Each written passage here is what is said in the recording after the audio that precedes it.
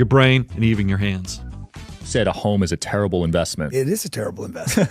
Doesn't cash flow. You don't get big tax write-offs because of it. You have no leverage. You're living in it. You're paying for it. You never own it. Even when the loan's paid, you don't own it. Really? No, you still got to pay property taxes. Still got to insure it. Still got to maintain it. If you just break it down and don't become emotional, because people Now, get how does emotional Grant about say that. this when he It's owns my all house. this real estate? It's your house. You're a partner in this house with the state. Your recommendation to a normal family would be to rent? Never buy a house. Rent where you live. Take all your money and invest in properties that cash flow. I'm not saying don't own real estate. I'm saying live in a house and pay rent. Take all the money that you would have spent on that house and invest in real estate that cash flows, that pays you every month. Could be retail, storage, apartment buildings like we invest in. Could be land. If you're a farmer or a rancher and you know how to get cows to cash flow, then do that. Here's the question. Does Grant rent his houses? Well, honestly, I don't know the answer to that question. There's a good chance Grant may say, "Oh yeah, I do." No, rent I'm mine." seeing. If you all you have to do is go on YouTube and you see he has beach property, he has all this other stuff because he's made YouTube videos with it all in the background. And I can't imagine. Maybe he is. Maybe this is MTV Cribs edition. But I disagree with about 112% of what Grant says all the time. However, he did have some glimmers in there. He said, hey, you can invest in rental property. You can invest in cash flow businesses. You can invest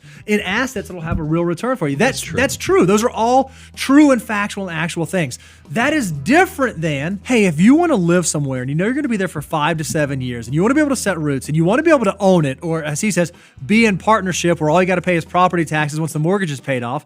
There's nothing wrong with that. And a lot of millionaires do that. If you actually look at the recent studies, most Americans, the majority of their wealth is locked up inside the equity, inside the home that they own. So owning a home can be a wonderful way to build wealth over the long term. Certainly not an absolutely necessary way, but suggesting that everybody should rent because trying to own a home is a terrible investment. Your primary home is not supposed to be an investment. It's supposed to be a use asset. It's supposed to be shelter. It's supposed to be where you raise your family.